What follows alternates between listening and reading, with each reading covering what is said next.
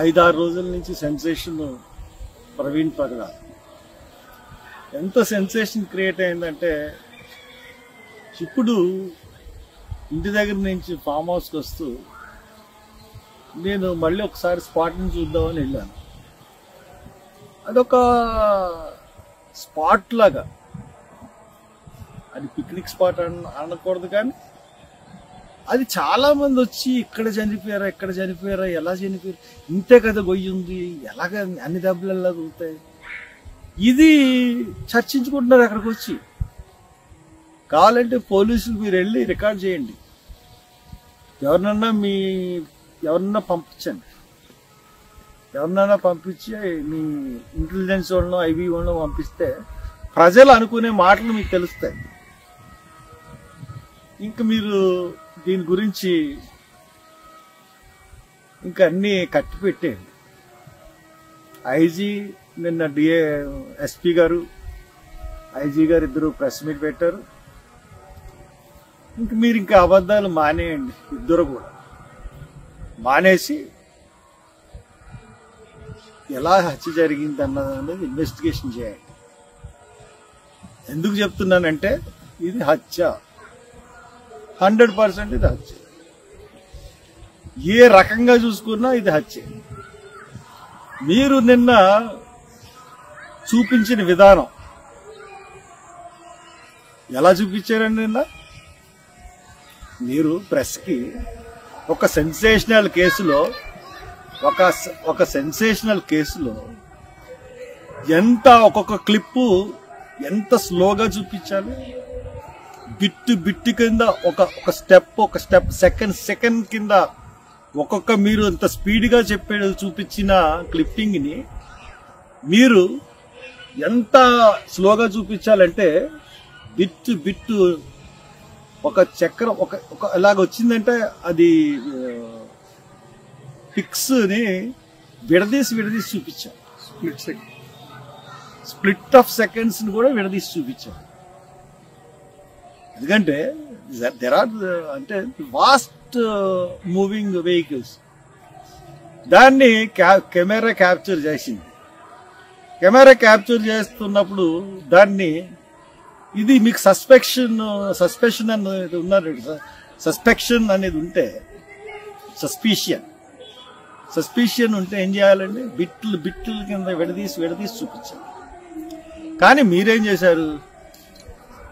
అక్కడ ఏదైతే మీరు చూసారో అది చూపించేసి ప్రెస్ వాళ్ళకి అందరికి ఇది యాక్సిడెంట్ ఇది నమ్మేమని చెప్తున్నారు. ఎవ్వరు కూడా అంటే మీరు చూపించింది నిన్న వీడియోలు చూపించిన దాన్ని బట్టి, మీరు మాట్లాడిన దాన్ని బట్టి అసలు ఈ హత్య వెనకాల ప్రభుత్వమే ఉందా అనే అనుమానం నాకు కలుగుతుంది. ప్రభుత్వమే ఈ హత్య చేయించిందా, లేదంటే ప్రభుత్వంలోని బాగా పెద్దలు చేయించారా? ఎందుకు మీరు పోలీస్ డిపార్ట్మెంటు ఎందుకు ఇంత హైరానా పడిపోతున్నారు? ఫ్రమ్ ది బిగినింగ్ నుంచి ఈ హత్యని మీరు ఒక సస్పిషియస్ కేసు కింద చూస్తున్నారు. అంటే సస్పిషియస్ కాదు, ఇది యాక్సిడెంట్ కింద ప్రూవ్ చేయాలని చూస్తూ ఉన్నారు. యాక్సిడెంట్ అని చెప్పడానికి చూస్తున్నారు. మళ్ళీ ఈవేళ డౌట్ తీరక మళ్ళీ ఈ రోజు వెళ్ళి చూశాం. The gap between the road and the పడిపోయానిది 4-5 అడుగుల కన్నా ఎక్కువ లేదు. లోతు ఎంత ఉంటుందంటే 1 అడుగు 2 అడుగు. ఇలాగ దిగిన తర్వాత బండి ఇలాగొచ్చింది, ఇది గొయ్య ఇలా వచ్చి ఇలా జారిపోయింది. ఇక్కడ జారడానికి ఇక్కడ దానికి 2 అడుగులు ఉంటాయి. 2 అడుగుల్లోనే బండి జారిపోతే అంత దారుణమైన దెబ్బలు ఎలా తగులుతాయి ఎస్పీ గారు, ఐజీ గారు?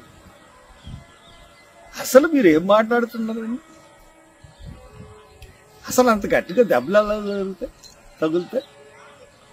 సీసీ ఫుటేజ్ 11:42 వరకు చూపిస్తున్నారు, బాగానే ఉంది. దాని తర్వాత సీసీటీవీ ఫుటేజ్ ఏమైంది? దాన్ని ఎందుకు మీరు ఎగ్జిబిట్ చేయట్లేదు? ఆ మార్నింగ్ వరకు ఎందుకు ఎగ్జిబిట్ చేయట్లేదు ఆ సీసీటీవీ? ఎందుకంటే ఇప్పుడు మాకు క్లారిటీ ఏ రకంగా వచ్చిందంటే ఈ కేసులో ఇది ఆ బండి మీద ఉన్నది ప్రవీణ్ పగడాల కానే కాదు. ఆ బండి మీద కావాలంటే నేను ఛాలెంజ్ చేస్తాను, అదే స్పీడ్లో నేను హెల్మెట్ పెట్టుకుని అదే బుల్లెట్కు నేను దిగుతాను, అదే స్పీడ్లో. కావాలంటే రేపు ప్రెస్ అంతటిని తీసుకొచ్చి రేపు ప్రూవ్ చేస్తాను. నేను నాకు ఎలా దెబ్బలు తగులుతాయో నేను రెడీ టు ఫేస్ ఇట్. మీరు రెడీరా లేకపోతే అనౌన్స్ చేస్తారా? సేమ్ అదే స్పీడ్లో అదే బండి నేను దిగుతాను. డేటే ఎలా దెబ్బలు తగులుతాయి, కాలు ఇరుగుతుందా, చెయ్యి ఇరుగుతుందా, ఐ ఫేస్ ఇట్. నేను హెల్మెట్ పెట్టుకుంటాను, దానికే ఎలా దెబ్బలు తగులుతాయి, చచ్చిపోతానా బతుకుతానా చూద్దామా. ఇట్స్ ఏ ఫాల్స్, అంత ఫాల్సే. దీన్ని బట్టి చూస్తే మటుకు ఖచ్చితంగా ప్రభుత్వం ఇన్వాల్వ్మెంట్ అన్నది ఈ కేసులో ఉంది.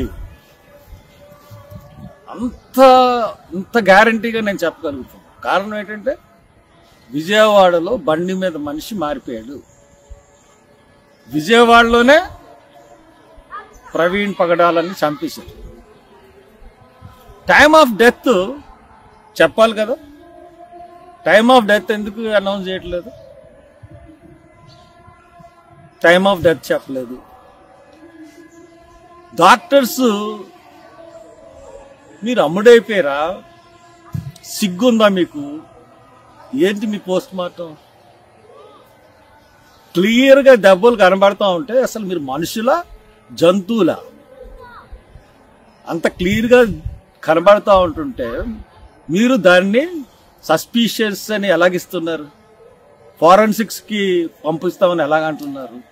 క్లియర్గా దెబ్బలు కనబడతా ఉంటుంటే మనిషి మీద మీరు డాక్టర్లేనా? డాక్టర్ వృత్తికి అవమానం తెచ్చే విధంగా మీరు ప్రవర్తిస్తా ఉన్నారు. మీ డాక్టర్లు ఎంత గవర్నమెంట్ ఇన్వాల్వ్ ఉంటుంటే ఇంత ప్రజలు మొత్తం రాష్ట్ర ప్రజలందరూ ఈ కేసు గురించి చూస్తూ ఉన్నారు. ఇప్పటికి కూడా ఇంకా జనం అక్కడ చూస్తున్నారంటే ఏమనాలి మిమ్మల్ని? అంటే గవర్నమెంట్ ఏం చేసినా చెల్లుతుంది, ఏమన్నా కప్పుబుచ్చేసి అనుకుంటుందా గవర్నమెంట్? నేను అందుకనే చెప్పాను, మీరు ఇటువంటి అధివేశాలు ఎత్తారనే హైదరాబాద్లో పోస్ట్ మార్టం చేయిస్తా అన్నాను. ఈ డాక్టర్లు ఇద్దరు సరిగ్గా మీరు వచ్చి బయటకు వచ్చి చెప్పకపోతే మీ ఉద్యోగాలు ఊడిపోతాయి. చెప్తున్నాను, అక్కడ పోస్ట్ మార్టంలో ఎవరెవరైతే ఉద్యోగాలు చేస్తున్నారో మీరు అందరూ సంతకాలు పెట్టాలి, మీకు ఉద్యోగాలు కూడా ఊడిపోతాయి. పోస్ట్ మార్టం ఎట్టి పరిస్థితుల్లోనూ కోర్టులో కేసేసి రాహుల్ గాంధీతో చెప్పించి సీఎంతో మాట్లాడి రీపోస్ట్ మార్టం చేయిస్తాం.